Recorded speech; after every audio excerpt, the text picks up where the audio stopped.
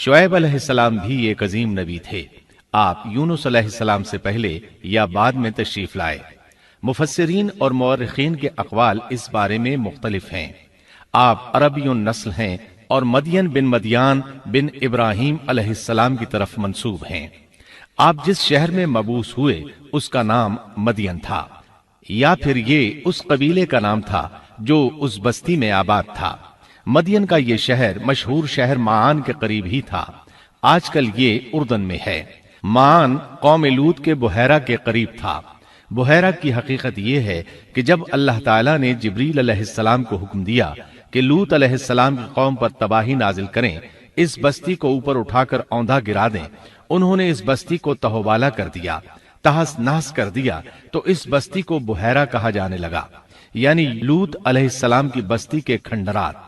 ये बुहैरा बाहर मुर्दार के करीब ही वाक़ है। सैयदना शुएब अलैहिस्सलाम की कौम एक काफिर और ताजिर कौम थी। बुतों की पूजा करती थी और डाके डालती थी।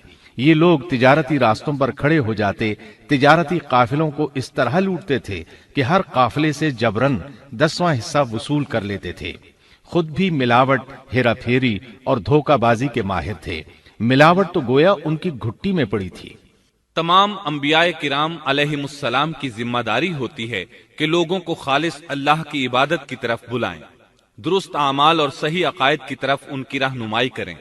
इसके साथ ये भी उनकी जिम्मेदारी होती है कि अहम मुआशरती, इक्तिसादी और सियासी उमूर की भी रहनुमाई करें। हकीकत यह है कि तमाम अंबियाए किराम का तरीका यही था कि जहां कहीं कौम में कोई टेढ़ापन देखते उसकी इस्लाह फरमाने की कोशिश करते। इबादत और अकीदे की इस्लाह करने के साथ साथ दूसरी खराबियों का भी सामना करते जो उस कौम में पाई जाती थी। आहले मदियन में मिलावट का रुझान सबसे बढ़कर था। माप तोल में कमी करते थे। इसके साथ इस कौम में दरख्तों की इबादत करने का रुझान भी पाया जाता था। वो दरख्तों के पुजारी थे। इसीलिए अल्लाह ताला ने सूरतुल हिज्र आयत 78 में फरमाया है, और बेशक ऐका वाले भी बड़े जालिम थे। इसी तरह सूरत शुआरा आयत 176 में बारी ताला फरमाते हैं, ऐका वालों ने भी रसूलों को झुटलाया।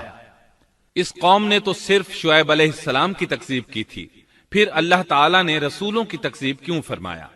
इसका जवाब यह है कि एक रसूल और नबी की तकज़ीब तमाम अंबियाए किराम की तकज़ीब है, क्योंकि सब अंबियाए किराम की दावत एक है। सब के सब एक ही दावत देते रहे हैं, सबका एक ही ऐलान था, तुम अल्लाह की इबादत करो और उसी से डरो और मेरा कहना मानो। ये थी तमाम अंबियाए किराम की दावत। अल्लाह सूरतुल आराफ आयत 59 में फरमाते हैं, तुम अल्लाह की इबादत करो, उसके सिवा तुम्हारा कोई माबूद नहीं। मतलब ये कि तमाम अंबिया की दावत एक ही थी। अब जो आदमी सिर्फ एक नबी को झुटलाता है, उसकी तालीमात से कुफ्र करता है, तो गोया वो सबको झुटलाता है, सभी की तालीमात से इनकार करता है। यही वजह है कि अल्लाह ताला ने फरमाया, ऐका वालों ने रसूलों को झुटलाया, बावजूद इसके कि उन्होंने सिर्फ एक रसूल को झुटलाया था। शुएब अलैहिस्सलाम ने कौम को दावत देनी शुरू की। अल्लाह ताला सूरह आराफ आयत 85 में फरमाते हैं, और हमने मदियन की तरफ उनके भाई शुएब को भेजा। उन्होंने फरमाया, ऐ मेरी कौम, तुम अल्लाह की इबादत करो, उसके सिवा तुम्हारा कोई माबूद नहीं। तुम्हारे पास तुम्हारे परवरदिगार की तरफ से वाज़ेह दलील आ चुकी है। सब के सब अंबियाए किराम मोजज़ात के साथ तशरीफ लाए हैं। अगर मोजज़ात न होते तो लोगों को कैसे पहचान होती कि वो हक पर हैं?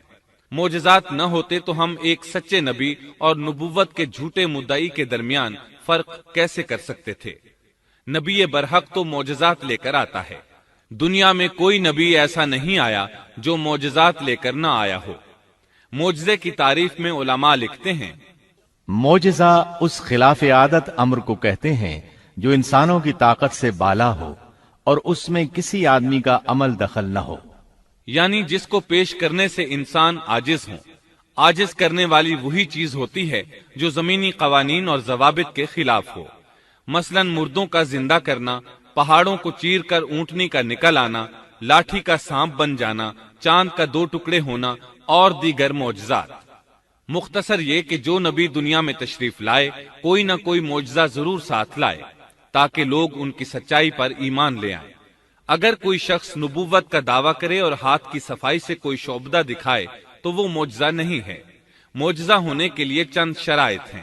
نمبر 1، وہ کام خلاف عادت ہو، قوانین فطرت کو توڑنے والا ہو۔ نمبر 2، اس کام کو اللہ کسی نبی یا رسول کے ہاتھوں پر ظاہر کرے۔ نمبر 3، عورتوں سے ظاہر نہ ہو، اس لیے کہ انبیاء سب کے سب مرد تھے۔ اللہ تعالیٰ سورہ یوسف آیت 109 میں فرماتے ہیں، آپ سے پہلے ہم نے جتنے رسول بھیجے سب مرد ہی تھے۔ نمبر 4، اس معجزے سے وہ دوسروں کو چیلنج بھی کرے کہ مخالفین میں سے کوئی ایسا کر کے دکھائے، چاہے سب مل کر دکھائیں، مطلب یہ کہ وہ معجزہ سب کے لیے چیلنج ہو۔ شعیب علیہ السلام نے بھی اپنے معجزے کے ذریعے اپنی قوم کو چیلنج کیا۔ اللہ تعالیٰ ان کی زبان سے سورہ آراف آیت 85 میں فرماتے ہیں، تمہارے پاس تمہارے رب کی طرف سے واضح دلیل آ چکی ہے۔ شعیب علیہ السلام ایسے واضح اور روشن امور ان کے سامنے پیش کرتے ہیں کہ جن پر عمل پیرا ہو کر وہ دنیا و آخرت میں فلاح پا سکتے تھے۔ سورۃ الاعراف آیت 85 میں ہے، بس تم ناپ تول پورا پورا کیا کرو اور لوگوں کو ان کی چیزیں کم کر کے مت دو، اور روئے زمین میں اس کے بعد کہ اس کی درستی کر دی گئی فساد مت پھیلاؤ، یہ تمہارے لیے فائدہ مند ہے اگر تم تصدیق کرو۔ اللہ تعالیٰ سورۃ الاعراف آیت 86 میں فرماتے ہیں، اور تم سڑکوں پر اس غرض سے مت بیٹھا کرو کہ اللہ پر ایمان لانے والوں کو دھمکیاں دو۔ مطلب یہ کہ تمام تجارتی راستوں میں کٹوتیاں کرنے کے لیے نہ بیٹھا کرو، اگر وہ تمہیں رقوم ادا نہیں کرتے تو تم انہیں دھمکیاں دیتے ہو، جیسا کہ سورۃ الاعراف آیت 86 میں ہے۔ اور تم سڑکوں پر اس غرض سے نہ بیٹھو کہ اللہ پر ایمان لانے والوں کو دھمکیاں دو اور اللہ کی راہ سے روکو اور اس میں کجی تلاش کرنے میں لگے رہو۔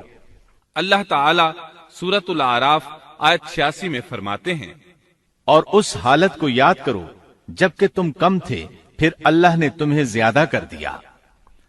ان کی تعداد بالکل تھوڑی سی تھی، اللہ نے بڑی تیزی سے ان کی تعداد میں اضافہ کر دیا، لیکن جب انہوں نے شعیب علیہ السلام کی بات کو نہ مانا تو ان کا انجام کیا ہوا؟ اللہ تعالیٰ سورۃ الاعراف آیت 86 میں فرماتے ہیں، اور دیکھو کیسا انجام ہوا فساد کرنے والوں کا۔ لوط علیہ السلام کی قوم چونکہ ان کے قریب ہی تھی، اس لیے ان کے انجام سے ڈرایا جا رہا ہے۔ قوم لوط کا واقعہ ان کے ہاں مشہور تھا۔ شعیب علیہ السلام کی دعوت کا تذکرہ سورہ ہود آیت 88 میں ہے کہ شعیب علیہ السلام نے اپنی قوم کو مخاطب کر کے فرمایا، میرا ارادہ تو اپنی طاقت بھر اصلاح کرنے ہی کا ہے۔ دائی حضرات پر صرف اپنی بساط کے مطابق پیغام پہنچا دینا ہوتا ہے۔ لوگوں کو ایمان لانے پر مجبور کرنا انبیاء اور دائی حضرات کے مشن میں شامل نہیں ہے۔ اللہ تعالیٰ سورۃ الغاشیہ آیت 22 میں فرماتے ہیں، آپ ان پر محاسب نہیں ہیں۔ مطلب یہ کہ آپ انہیں ایمان لانے اور راہ راست پر چلانے کے لیے مجبور نہیں کر سکتے، آپ کے ذمے یہی امر ہے کہ آپ ان کی اصلاح کرنے کی کوشش کریں۔ سورہ ہود آیت 88 میں ہے، میرا ارادہ تو اپنی طاقت بھر اصلاح کرنے کا ہی ہے، میری توفیق اللہ ہی کی مدد سے ہے، اسی پر میرا بھروسہ ہے اور اسی کی طرف میں رجوع کرتا ہوں۔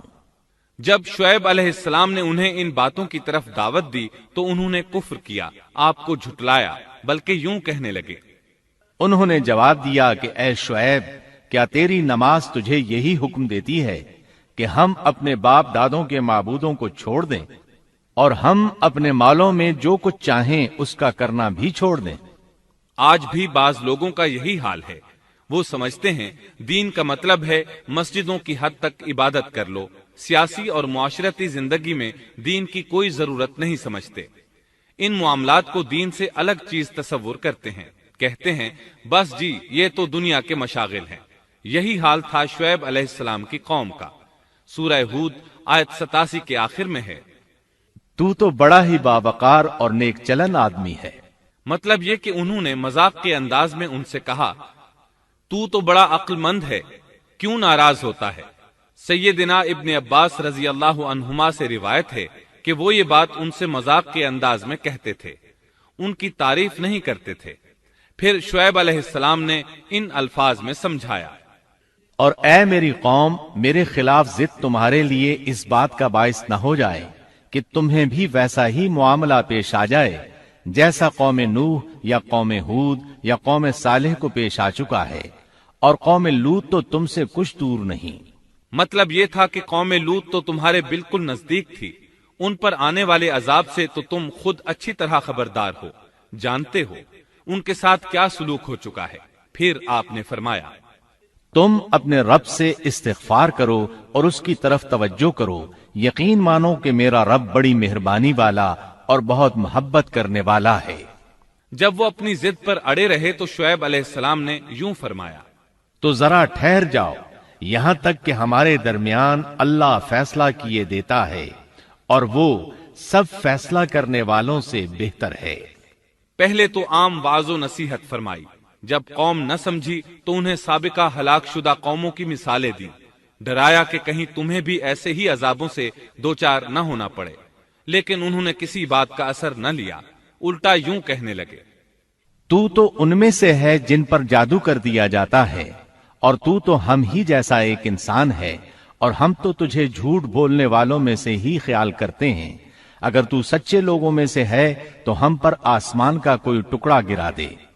مطلب یہ کہ آخرکار یہ لوگ پہلے لوگوں یعنی عاد اور سمود کے نقش قدم پر چلنے لگے، ان کے انبیاء انہیں حق کی طرف بلاتے رہے، وہ انکار کرتے رہے، آخر ان پر اللہ کے عذاب اترے۔ ایسے ہی یہ لوگ بھی شعیب علیہ السلام کو دھمکیاں دینے لگے، ان کے مقابلے پر اتر آئے۔ سورۃ الاعراف آیت 88 میں ہے کہ شعیب علیہ السلام کی قوم کے کافر سرداروں نے ان سے کہا، ان کی قوم کے متکبر سرداروں نے کہا، اے شعیب، ہم آپ کو اور جو آپ کے ہمراہ ایمان والے ہیں انہیں اپنی بستی سے نکال دیں گے، یا یہ کہ تم ہمارے مذہب میں پھر آ جاؤ۔ شعیب نے جواب دیا، کیا ہم تمہارے مذہب میں آ جائیں؟ گو ہم اس کو مکروہ ہی سمجھتے ہوں۔ قوم کے سردار تکبر کرتے ہوئے مزید کہنے لگے کہ اگر تو اپنی دعوت پر اڑا رہا تو ہم تجھے مدین سے نکال دیں گے۔ جواب میں شعیب علیہ السلام نے کہا، اگر عذاب سے بچنا ہے تو میری بات مان لو۔ انہوں نے نہ صرف آپ کی بات ماننے سے انکار کر دیا بلکہ ان کا مذاق بھی اڑانے لگے۔ اس کا ذکر سورہ ہود آیت 91 میں آیا ہے۔ انہوں نے کہا، اے شعیب، تیری اکثر باتیں تو ہماری سمجھ ہی میں نہیں آتی۔ شعیب علیہ السلام نے انہیں پھر سمجھایا تو وہ بولے، اے شعیب، تیری اکثر باتیں تو ہماری سمجھ ہی میں نہیں آتی، اور ہم تو تجھے اپنے اندر بہت کمزور پاتے ہیں۔ اگر تیرے قبیلے کا خیال نہ ہوتا تو ہم تجھے سنسار کر دیتے، اور ہم پر تمہارا دباؤ تو ہے ہی نہیں۔ اس پر آپ نے فرمایا، اے میری قوم کے لوگوں، کیا تمہارے نزدیک میرے قبیلے کے لوگ اللہ سے بھی زیادہ عزت والے ہیں؟ مطلب یہ کہ تم میری قوم قبیلے سے تو ڈرتے ہو لیکن اللہ تعالیٰ کا تمہیں کچھ بھی ڈر نہیں۔ اس موقع پر انہوں نے اپنی قوم کو یوں خبردار کیا، اے میری قوم، اب تم اپنی جگہ عمل کیے جاؤ، میں بھی عمل کر رہا ہوں۔ بہت جلد تمہیں معلوم ہو جائے گا کہ کس کے پاس وہ عذاب آتا ہے جو اسے رسوا کر دے، اور کون ہے جو جھوٹا ہے۔ تم بھی انتظار کرو، میں بھی تمہارے ساتھ انتظار کرتا ہوں۔ پھر آپ نے دعا فرمائی، اے اللہ، میرے اور میری قوم کے درمیان فیصلہ کر دے۔ ادھر قوم کے لوگ انہیں بستی سے نکالنے اور سنسار کرنے کی دھمکیاں دینے لگے۔ آپ کی دعا کے الفاظ سورہ اعراف آیت 89 میں آئے ہیں، اے ہمارے پروردگار، ہمارے اور ہماری قوم کے درمیان حق کے موافق فیصلہ کر دے، اور تو سب سے اچھا فیصلہ کرنے والا ہے۔ آخرکار فیصلے کی گھڑی آ پہنچی۔ اللہ تعالیٰ نے سیدنا شعیب علیہ السلام اور ان پر ایمان لانے والوں کو نجات عطا فرمائی، اور ان کی قوم پر عجیب و غریب عذاب نازل ہونا شروع ہوا، اور عذاب صرف ایک ہی قسم کا نہیں تھا، کئی نوعیتوں اور شکلوں میں آیا۔ اللہ سبحانہ و تعالی ہمیں اپنی قدرت کی نشانیاں دکھاتے ہیں کہ قوم عاد کس طرح تند و تیز ہواؤں سے تباہ کی گئی، جبکہ شعیب علیہ السلام کی قوم کو اس کے بالکل برعکس عذاب دیا گیا۔ اللہ تعالیٰ نے ہوا کو روک لیا، حالت ایسی ہو گئی کہ ہوا بالکل نہ چلی، گرمی اور حرارت تیز ہو گئی۔ پھر اللہ تعالیٰ نے بستی سے باہر ایک بادل بھیجا، اس کے نیچے سایہ تھا، بچے، بوڑھے، جوان اور عورتیں سبھی اس سائے میں جگہ پانے کے لیے بھاگے تاکہ گرمی سے بچ سکیں۔ آخر بادل کے نیچے پہنچ کر بیٹھ گئے۔ جو ہی سب وہاں پہنچ کر بیٹھے، ان کے نیچے کی زمین ہلنے لگی، ہچکولے کھانے لگی، یہاں تک کہ زلزلہ شروع ہو گیا، سب گھٹنوں کے بل گرتے چلے گئے۔ اسی وقت جبریل علیہ السلام تشریف لائے اور ایسی زوردار چیخ ماری کہ اس چیخ کی شدت کی تاب نہ لاتے ہوئے سب کے سب وہیں ڈھیر ہو گئے۔ اللہ تعالی سورۃ الشعراء آیت 189 میں فرماتے ہیں، پس انہیں سائبان والے دن کے عذاب نے پکڑ لیا۔ جب انہوں نے سائے اور ہوا کو گم پایا تو بادل کو دیکھتے ہی اس کے سائے کی طرف لپکے، لیکن اس میں تو عذاب تھا اور انہوں نے یہی تو کہا تھا، اگر تم سچے لوگوں میں سے ہو تو ہم پر آسمان کا کوئی ٹکڑا گرا دو۔ پس اللہ تعالی نے آسمان سے ایسا ہی عذاب بھیج دیا۔ اللہ سورہ آراف آیت 91 میں فرماتے ہیں، پس انہیں زلزلے نے آ پکڑا، سو وہ اوندھے کے اوندھے پڑے رہ گئے۔ اللہ تعالی مزید فرماتے ہیں، سورہ ہود آیت 94 تا 95 میں ہے، جب ہمارا عذاب آ پہنچا، ہم نے شعیب کو اور ان کے ساتھ تمام مسلمانوں کو اپنی خاص رحمت سے نجات بخشی، اور ظالموں کو سخت چنگھاڑ نے آ پکڑا، جس سے وہ اپنے گھروں میں اوندھے پڑے رہ گئے، گویا کہ وہ ان گھروں میں کبھی بسے ہی نہ تھے۔ آگاہ رہو، مدین والوں کے لیے بھی ویسی ہی پھٹکار ہے جیسی پھٹکار سمود پر پڑی۔ شعیب علیہ السلام اور ان پر ایمان لانے والے ان لوگوں سے دور کھڑے تھے، وہ ان کی طرف حسرت بھری نگاہوں سے دیکھ رہے تھے۔